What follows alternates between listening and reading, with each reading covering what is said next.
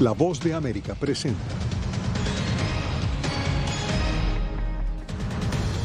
Absuelto de todos los cargos quedó el hombre que en el 2020 mató a 2 manifestantes en Kenosha, Wisconsin.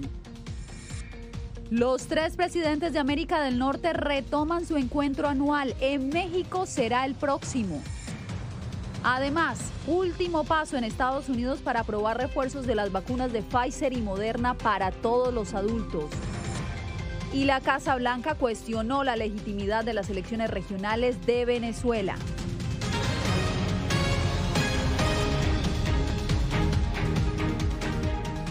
¿Qué tal? Los saludos de Washington, bienvenidos. Este viernes, la opinión pública en Estados Unidos se vio polarizada tras el veredicto en el juicio de Kyle Rittenhouse, un joven que el año pasado asesinó con un rifle a 2 hombres y dejó herido a un tercero durante los disturbios de abuso policial en Kenosha, Wisconsin. Jacopo Luzzi tiene los pormenores. H. Rittenhouse not guilty. Kyle Rittenhouse, quien mató a tiros a 2 hombres e hirió a otro en medio de protestas y disturbios por la conducta policial en Kenosha, Wisconsin, fue declarado inocente el viernes de homicidio intencional y otros 4 cargos, en un caso polémico que alimentó un debate nacional sobre el vigilantismo, los derechos de armas y la definición de autodefensa. Después de aproximadamente 26 horas de deliberación, el jurado pareció aceptar la explicación de Rittenhouse de que había actuado razonablemente en defensa propia en agosto de 2020, 2 días después de que un oficial de policía blanco de Kenosha le disparara a Jacob Blake, un residente afroestadounidense. Los padres de una de las 2 víctimas, Anthony Uber, dijeron que están destrozados por este veredicto. Envía el mensaje inaceptable de que los civiles armados pueden aparecer en cualquier pueblo, incitar la violencia y luego utilizar el peligro que han creado para justificar disparar contra la gente en la calle. Un abogado de Rittenhouse habló sobre cómo se siente ahora su cliente. Está aliviado y espera seguir adelante con su vida. Mientras se temen posibles protestas en Kenosha y alrededor de Estados Unidos en reacción a este veredicto que está dividiendo el país, los abogados penalistas creen que va a causar que personas desistan de esa conducta por el miedo sencillamente de pasar por un juicio donde quizás con un jurado en el futuro te puedan dar 30 años de cárcel o una cadena perpetua. Según Robert Pellier, otro abogado penalista, este veredicto redefine el concepto de autodefensa para el futuro y podría incrementar la violencia en otras situaciones parecidas. Jacopo Luzzi, Voz de América. Con una larga lista de intenciones estratégicas y algunos acuerdos concretos, los líderes de Estados Unidos, México y Canadá terminaron sus reuniones en Washington. Jorge Agobián, ¿cuáles fueron los principales pasos que se dieron en esta mesa de conversaciones? Yasmín, integración en el área económica, comercial, el combate a esta pero próximas pandemias y el cambio climático fueron los temas clave de este encuentro de los 3 amigos del norte. Pero los que presentamos a continuación fueron los temas en los que hubo más discusión y algunos de ellos en los que hubo acuerdos. Estos son. Un compromiso de México y Canadá para compartir millones de vacunas a países de la región resalta como uno de los principales acuerdos de la cumbre de los 3 amigos del norte. El gobierno mexicano anunció que la acción de su parte sería inmediata. Es más o menos de 2 millones, quizá un poquito más de dosis para ese fin. El Caribe y algunos países de América Latina. En el área migratoria, los líderes acordaron establecer un bloque estratégico de inversión en la región para hacer frente a las causas de los flujos migratorios sin precedentes. Y no solo en el Triángulo Norte y en Centroamérica, pero en Sudamérica también. Y es algo en donde nosotros tenemos que encontrar causa común para manejar el flujo migratorio, no pararlo, manejarlo de una forma ordenada, digna y responsable.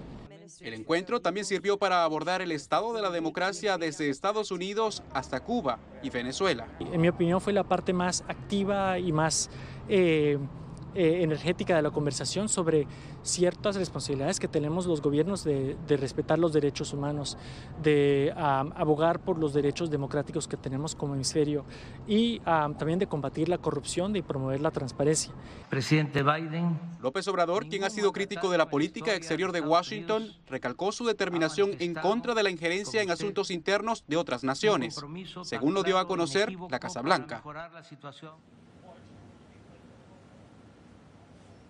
Y la próxima cita de los líderes de Norteamérica será en Ciudad de México en el año 2022, mientras aquí en la Casa Blanca todo comienza a prepararse para una nueva cumbre, pero esta será sobre la democracia en el mes de diciembre. Yasmin, vuelvo contigo.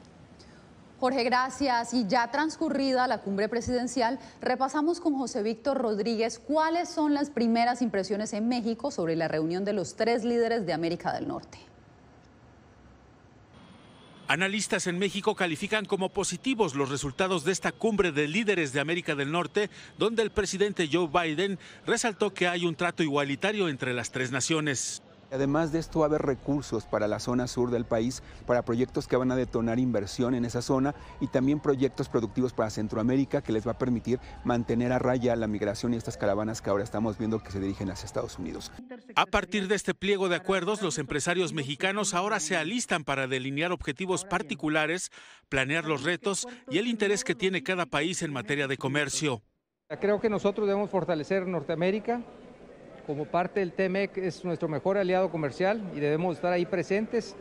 Todas nuestras exportaciones van para allá, entonces es algo muy bueno que hay que potenciar.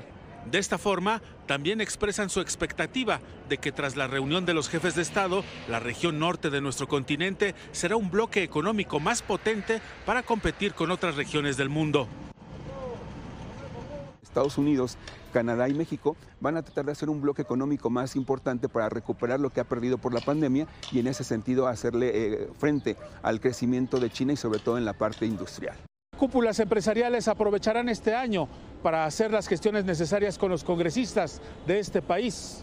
José Víctor Rodríguez, Voz de América, Ciudad de México. Precisamente en México, periodistas denuncian estar desamparados frente a las continuas amenazas que reciben por sus investigaciones sobre narcotráfico, política y migración. En nuestro proyecto especial sobre libertad de prensa, Víctor Hugo Castillo nos muestra en qué condiciones trabajan ellos. Que a todo el mundo me hacía muerto. Eso es lo que en su momento me sigue pegando bastante.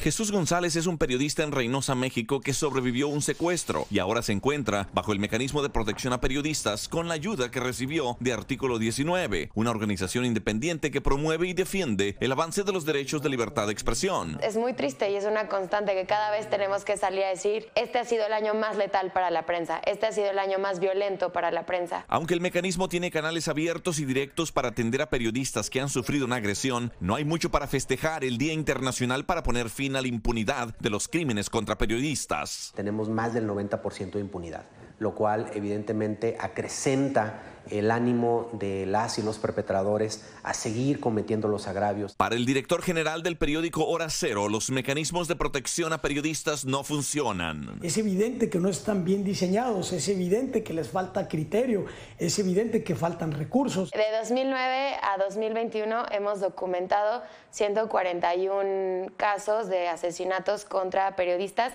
en probable vínculo con su labor periodística. El mecanismo no suple las obligaciones ni de las policías municipales, ni de las policías estatales, ni de las fiscalías en esta materia. Aunque el Estado mexicano tiene un mecanismo que desde el 2012 ha hecho un esfuerzo para proteger a periodistas en situación de riesgo, para Artículo 19 la violencia no se ha revertido. Yo creo que ni siquiera las empresas pueden dar ese tipo de protección, mucho menos los gobiernos, o sea, ni los gobiernos ni las empresas. Si te quieren matar, te maten, entonces no veo el decir que sí hay justicia en México.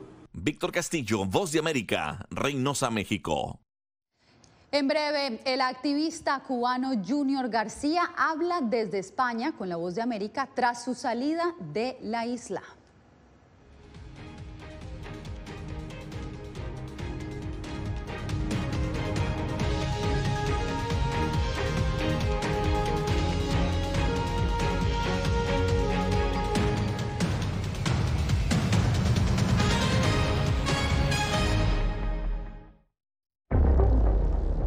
Barcos pesqueros, en su mayoría barcos chinos. Imagínate 300 barcos en una sola zona, es un impacto terrible. Cogen todo lo que está a su alcance. Estos barcos parten de China, pero a veces pasan años sin regresar a sus puertos o a su país de bandera. No están guardando la basura en los barcos. Y esto es una prueba de eso.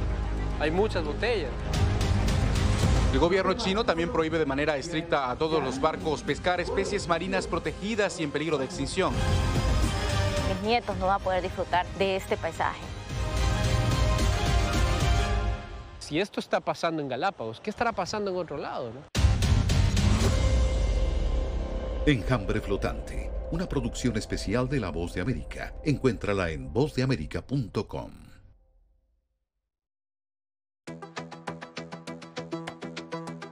En momentos de crisis políticas y sociales, algunos gobiernos autoritarios recurren al bloqueo del acceso a Internet como herramienta para detener la información que entra o sale de su país. No obstante, existen algunas alternativas que te ayudarán a continuar conectado a la red a pesar de la censura oficial. Una de las más efectivas es el VPN o red virtual privada por sus siglas en inglés. La VPN pretende simular que la persona está en otro lugar del mundo y no en el país que esté restringiendo el acceso a Internet, de manera que es incapaz de detectar esa conexión interna y así se puede utilizar Internet con normalidad. Las ofertas de VPN en el mercado son muchas y las puedes buscar escribiendo las iniciales VPN en los motores de búsqueda, pero es importante descargarla o adquirirla antes de perder la conexión al Internet. Aquí te ofrecemos algunas opciones.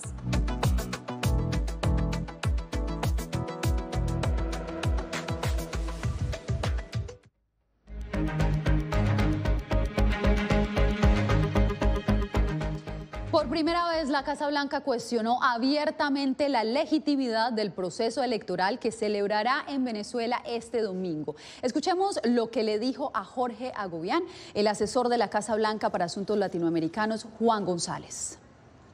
Llamaría elecciones entre comillas, ¿verdad? Porque nosotros estamos comprometidos totalmente al diálogo entre quienes venezolanos quieren democracia y quienes no. Aquí nadie espera que va a ser una elección libre y justa, nadie espera eso. Pero por eso yo creo que la participación de ciertos grupos como el Certo Carter es una oportunidad no para validar una elección robada, sino para demostrar a la comunidad internacional todo el camino que hay que avanzar para que Venezuela regrese a ser un país democrático. Y justamente estas elecciones contarán con la participación de un sector de la oposición que no entraba en la contienda desde el año 2018. Por eso nos enlazamos en Caracas con nuestro corresponsal Álvaro Algarra, quien nos tiene todos los detalles. Álvaro, te escuchamos.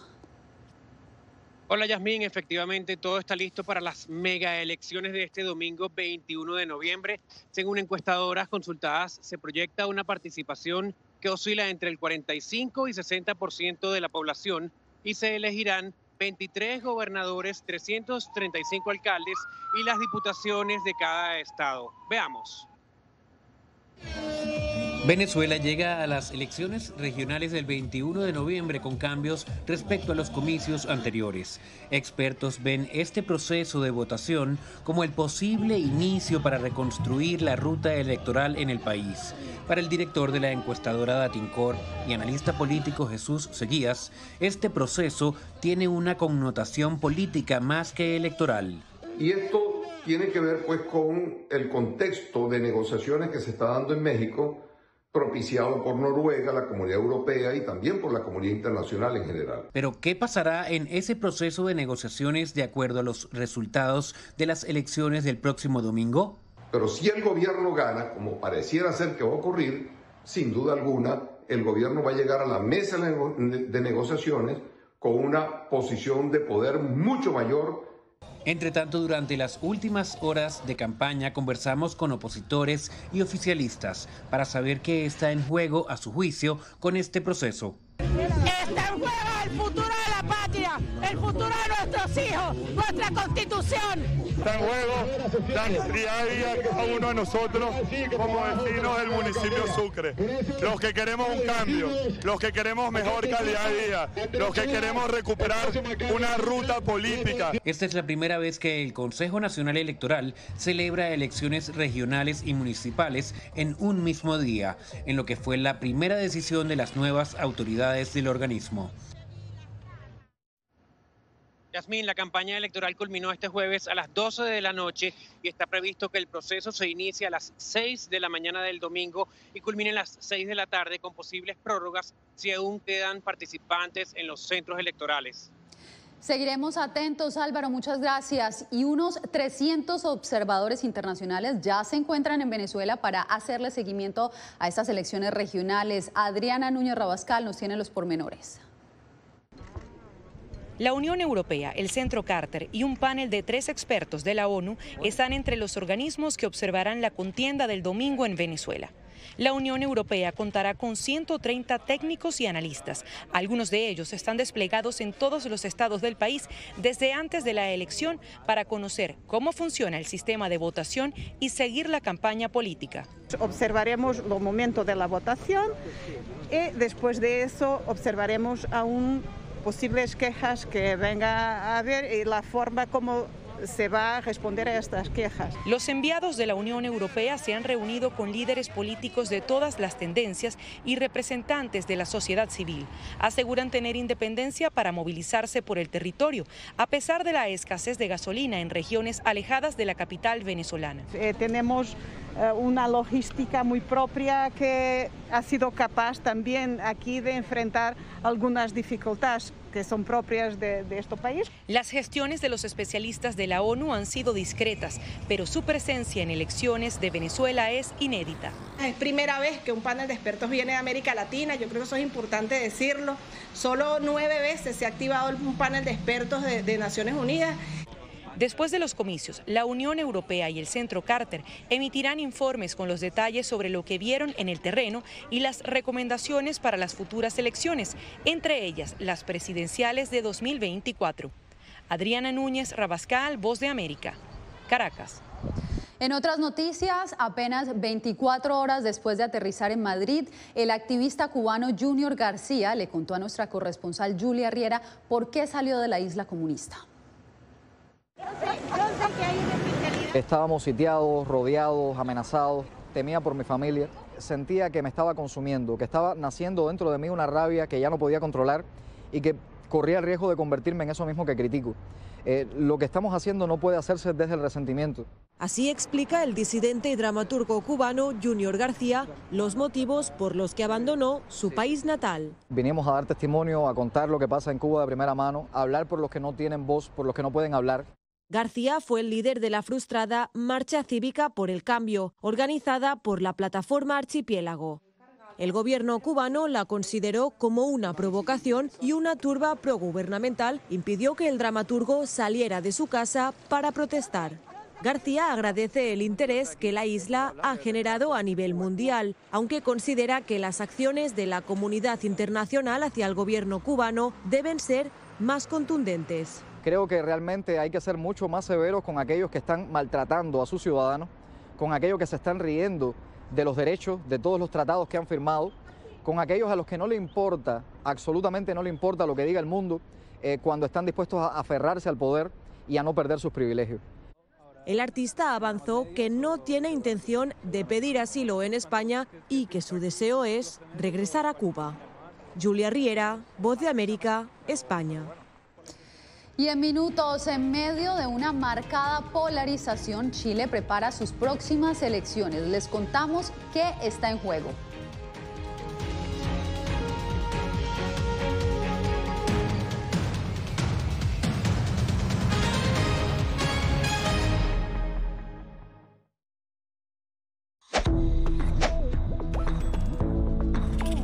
La Organización Mundial de la Salud asegura que las mascarillas son esenciales para eliminar la transmisión del nuevo coronavirus y salvar vidas. Por ello, recomienda su uso cuando se está en lugares concurridos, donde no se pueda mantener el distanciamiento social y en lugares con poca ventilación.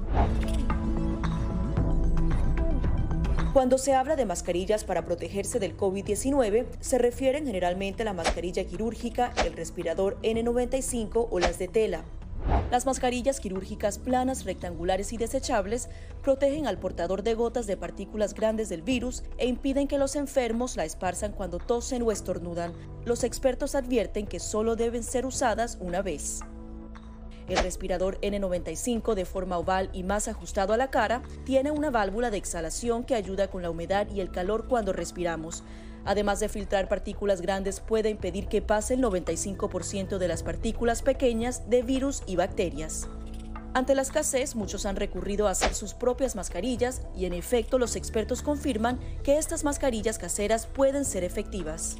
Las mascarillas nos pueden servir como una barrera aislante para las secreciones, pero tener mucho cuidado porque hemos visto gente que usa la mascarilla, pero al acomodarse la mascarilla se está tocando la cara, y eso es justamente lo que queremos evitar, es que la gente se esté tocando la cara en estos momentos, porque cuando uno está en lugares públicos puedes estar pasando la mano por una superficie que ha sido tocada por otras personas y que puede estar contaminada, y luego sin querer te puedes llevar la mano a la cara. Para más información visita nuestra página web y síguenos a través de las redes sociales bajo @Voz de América.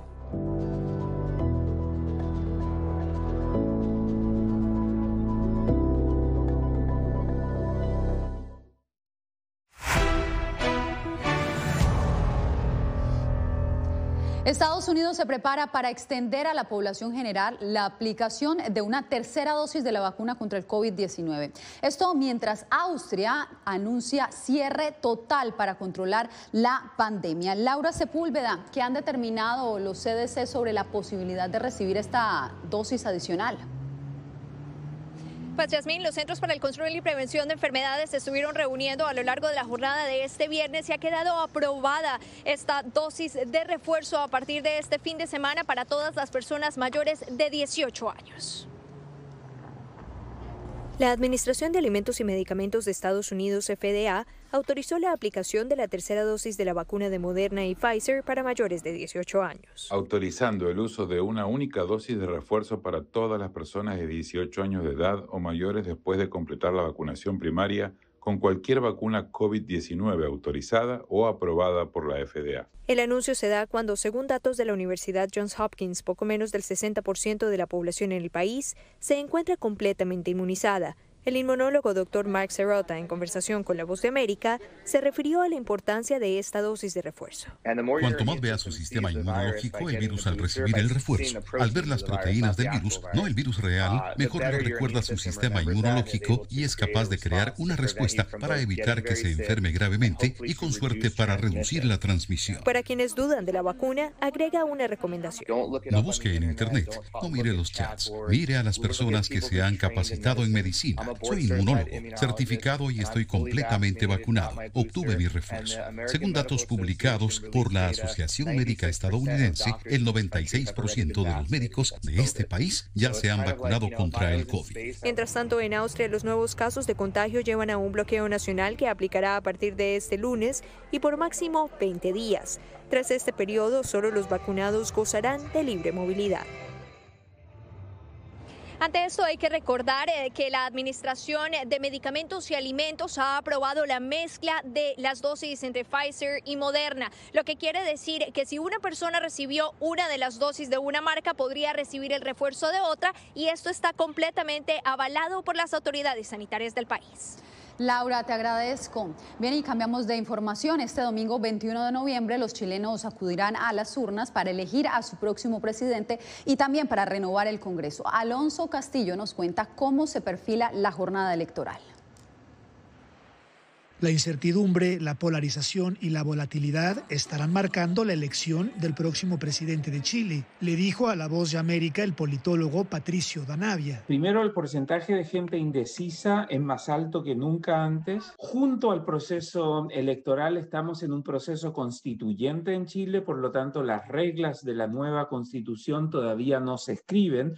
Luego no sabemos si el presidente electo y el Congreso electo van a durar 4 años en sus cargos o si tal vez vamos a tener elecciones anticipadas. El profesor de la Universidad de Nueva York subrayó que la intención de voto está distribuida entre 7 candidatos a la presidencia, por lo que probablemente los 2 candidatos que pasen a la segunda vuelta tendrán una votación más baja que en años anteriores. Una disputa por el mal menor, porque mucha gente va a haber tenido a sus candidatos favoritos que ya no van a estar en carrera. Los dos candidatos que lideran las encuestas están en distintos extremos políticos. A la izquierda, Gabriel Boric, y en el extremo contrario del espectro ideológico está José Antonio Kast. La elección en Chile será otro ejemplo del fenómeno que se vive en el resto de América Latina, destacó el profesor. Que la gente quiere castigar a los incumbentes, aquellos que ya están en el poder por la pandemia, por la crisis económica, por la forma en que los gobiernos respondieron a la pandemia. Hay una sensación anti-incumbente, que se vayan todos y que aparezca gente nueva. Alonso Castillo, Voz de América. Al volver, no hay rastros de una tenista china tras denunciar que fue víctima de acoso sexual.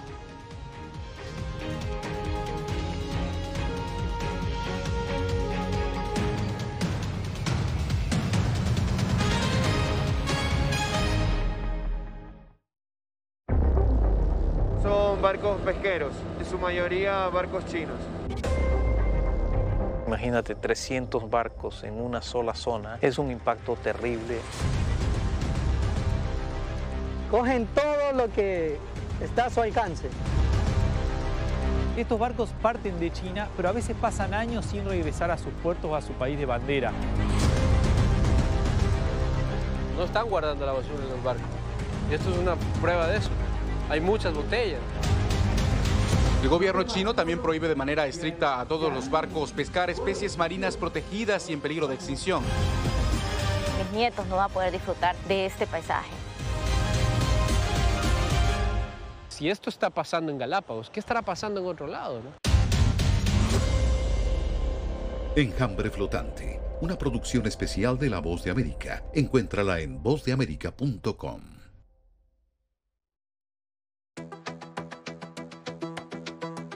En momentos de crisis políticas y sociales, algunos gobiernos autoritarios recurren al bloqueo del acceso a Internet como herramienta para detener la información que entra o sale de su país.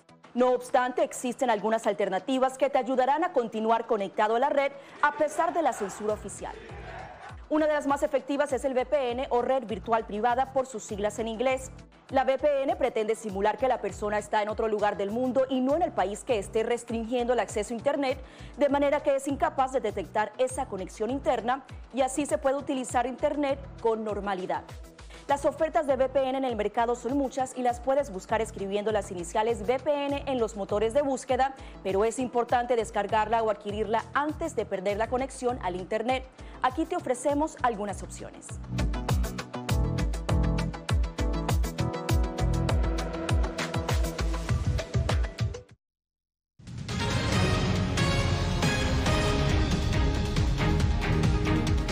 Tenistas, organizaciones deportivas y ahora Naciones Unidas piden que se verifique el bienestar de Peng Shuai. Celia Mendoza nos reporta que a la tenista china no se le ha visto en público desde que denunció públicamente que un exfuncionario del gobierno chino la acosó sexualmente. La oficina de la Alta Comisionada para Derechos Humanos de las Naciones Unidas se unió a los llamados de la Asociación Femenina de Tenis para conocer el paradero de la tenista china Peng Shuai, a quien no se ha visto en público desde que el 2 de noviembre denunciara en las redes sociales que el ex viceprimer ministro chino Zhang Gaoli la asaltó sexualmente. Como saben, según la información disponible, no se ha sabido nada de Peng, quien formalmente es número 1 en el mundo en la categoría de parejas, desde que alegó en las redes sociales que había sido agredida sexualmente. Entonces, realmente enfatizaríamos que es importante saber dónde está y su estado, saber sobre su bienestar. Aseguró desde Ginebra Liz Trussell, vocera de la Alta Comisionada de Derechos Humanos de la ONU, Michelle Bachelet. Esto después de que la acusación fuera removida de las redes sociales en China y el tema fuera bloqueado en el Internet que el gobierno controla. Creemos que sería importante que haya una investigación sobre las acusaciones de agresión sexual hechas contra el ex viceprimer ministro de China, Zhang Gaoli. Hasta la fecha, ni Zhang o la administración de Xi Jinping se han referido a la acusación y al ser cuestionado, el vocero del Ministerio de Relaciones Exteriores aseguró no saber del tema de la tenista. No es un asunto diplomático y no estoy al tanto de la situación. La Asociación Femenina de Tenis también ha cuestionado la veracidad de la más reciente publicación en medios estatales chinos atribuida a Peng Shuai, asegurando que el atleta está bien y retractándose de sus acusaciones. Celia Mendoza, Voz de América, Naciones Unidas. En su primer año como presidente, el Presidente Joe Biden confirió el perdón presidencial a 2 pavos en la tradicional ceremonia de indulto a estas aves, que son el plato favorito de los estadounidenses en el Día de Acción de Gracias. Ahora, Peanut Butter y Jelly, como fueron apodados, pasarán el resto de sus días en una granja al cuidado de los expertos. Larga vida para los 2 pavitos. Bien, y con esto nos despedimos por hoy. Gracias por acompañarnos.